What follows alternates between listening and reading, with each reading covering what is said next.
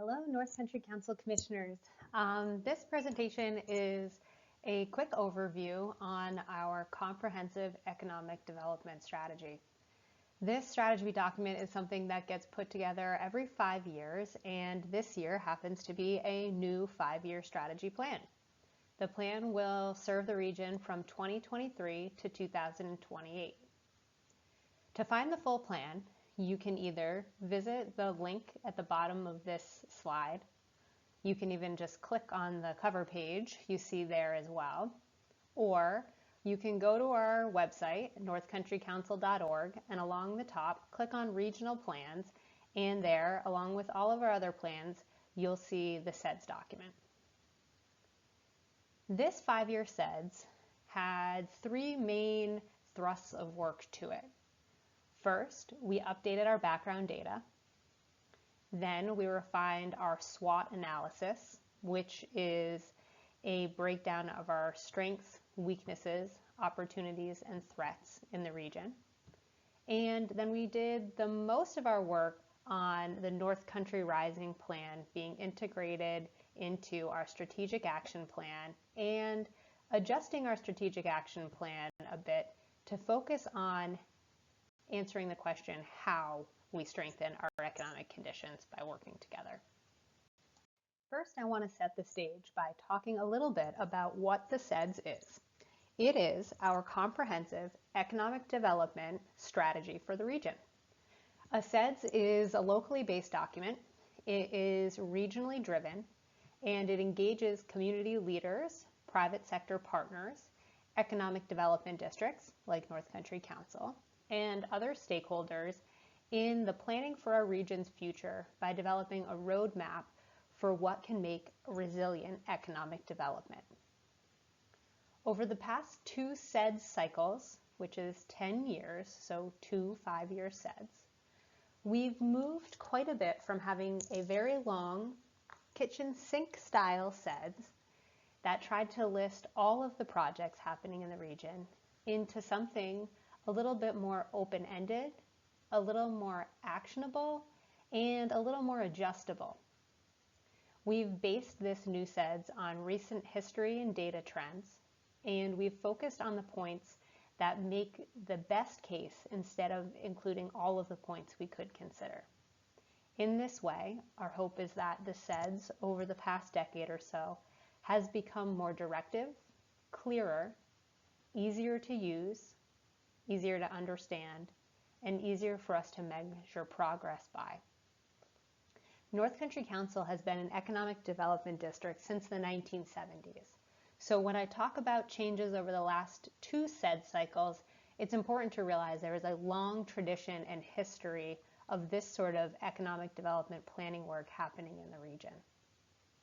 The graphics on this slide talk about what the CEDS process is and how we work that through.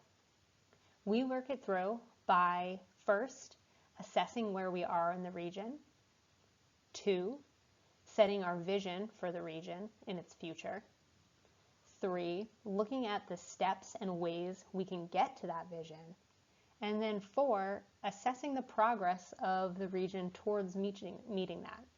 And as indicated in this graphic below, that is a continual and revolving cycle. On the right, we talk here about what an effective CEDS looks like. And in our work this cycle, we tried to embody this quite a bit. It tries to identify and build on our strengths and competitive advantages. It looks to identify the gaps in resources or expertise we might have. It promotes collaboration. It helps us to understand our supply chains and support new and existing industries. It helps improve our resilience and our preparedness. And by this, I mean our ability to plan, respond to, and recover from economic shocks and natural disasters as they may arise. And it works as an engaging platform to generate region-wide discussion while also serving as a call to action for economic development doers. It commits us to trying to take measurable steps towards success, and it tells us a motivating story that compels us to take action and implement some of the work we see here. One of the first things we did in this new CEDS is to rewrite the background data section. We refreshed all the information in it and we expanded it. We expanded it to include more on skills, entrepreneurship, and land development trends. And here on this chart is a list of the types of data and information you can find in that CEDS document. Like I said, you'll find that full plan available on our website.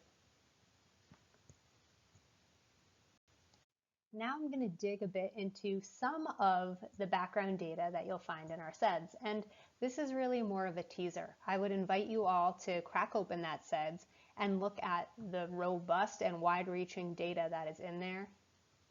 But here in the next 3 or 4 slides, I'm going to focus on some of the interesting facts we can see. One thing that we see is that the North Country Economic Development District is older on average than the state of New Hampshire and the US as a whole. This graphic on the left-hand side here shows us the median age of residents in any given area. We look at it by the district, New Hampshire, and the US. And it visually tells the story, but what we can also see is that the North Country of New Hampshire is about 7 years older on average than the typical New Hampshire resident. And the typical Economic Development District resident is also about 12 years older than the US's average resident. This has some implications for us in economic development. It tends to help us see that future work is going to be needed to ensure we have a thriving workforce in the current generations to come. Right now, many of our residents are still part of the workforce, but as we age, we tend to see fewer and fewer people participating in the workforce. And that is evidenced, you can see in this table on the right-hand side here, that looks particularly at labor force participation. When we get down into those lower 2 age brackets, folks 65 to 74 and 75 and older, we see that the percentage of people in the region who are working declines quite a bit, which shouldn't be surprising to anybody. Those tend to be our golden retirement years. And it's important for us to realize that as more and more of our residents move into these golden years, we will have a lot of work to do to make sure that we are backfilling those positions they held previously, and we're trying to capitalize as best we can on their still very willing, able, and committed hands as volunteers and other contributors to our economic systems.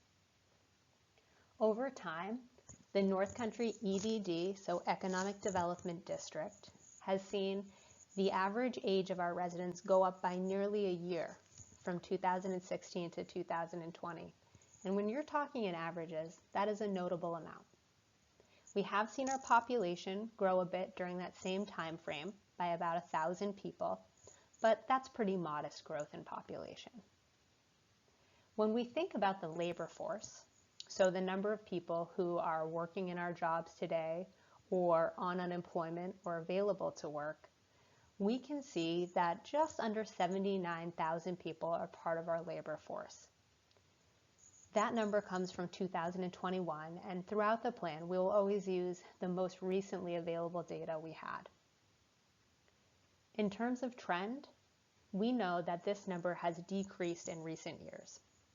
We have seen from 2018 to 2021, about 2,300 workers leave our workforce.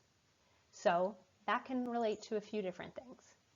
In part, we believe that relates some to the aging of our population, and it also can help us point to some other structural issues that might be providing as barriers to folks being members of our workforce.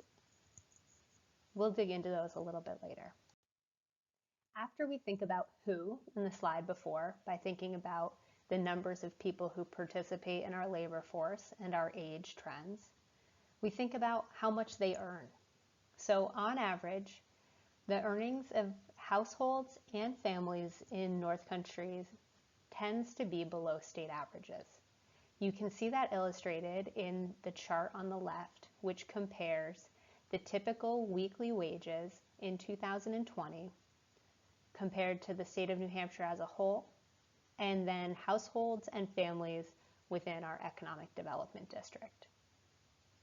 While there is discrepancy or a difference in the typical incomes for families and households, we can see in both situations that North Country families and households are earning roughly about $300 less a week in wages than the typical resident of New Hampshire. When we think about unemployment, we do see that unemployment is returning to the pre-pandemic levels. As many of us know, in recent years and during the pandemic, we saw a steep increase in unemployment. However, over time, we're starting to see that number come down. And you'll see information on that in the chart below on the right. I guess it's more of a table than a chart. But that looks at the 2 years from 2018 to 2021. We can see the bubble in 2020 of increased unemployment during the pandemic.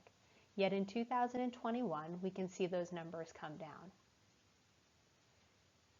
Thinking about us comparatively in our counties compared to the state, in 2021, it's important to note that we still see Coos County holding a notably higher unemployment rate than the state of New Hampshire as a whole.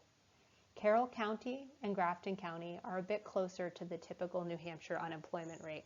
However, both the state and our economic development district as a whole, and each part of the counties that make them up, do see a slightly higher unemployment rate today than they have in the past.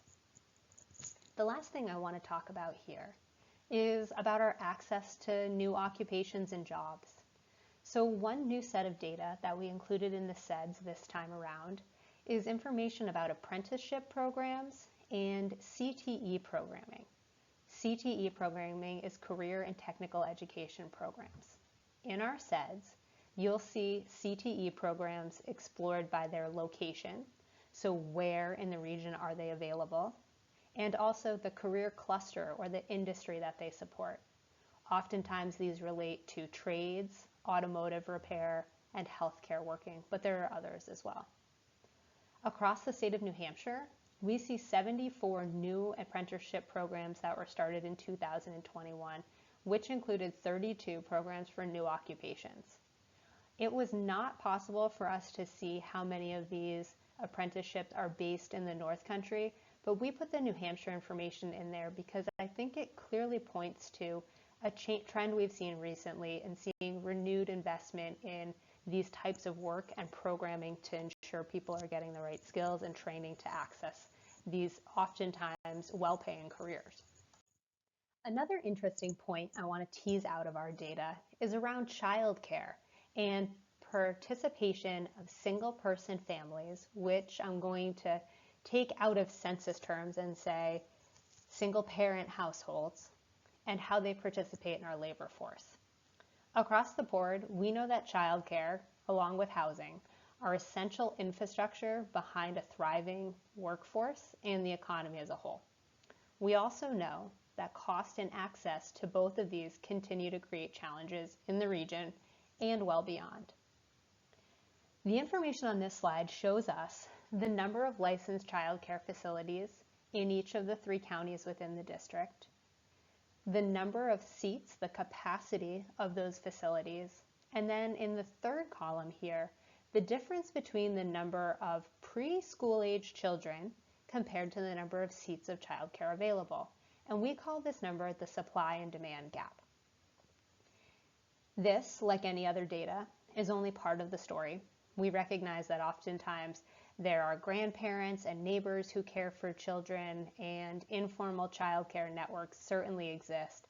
However, looking at this gap can help us understand why there might be so much lack of participation in the labor force by single-person families. On the top side of this slide, you can see us compare the state of New Hampshire to our total economic development district, the Regional Planning Commission region, which is smaller and a little further north than our economic development district, Coos County, Carroll County, and subsets thereof.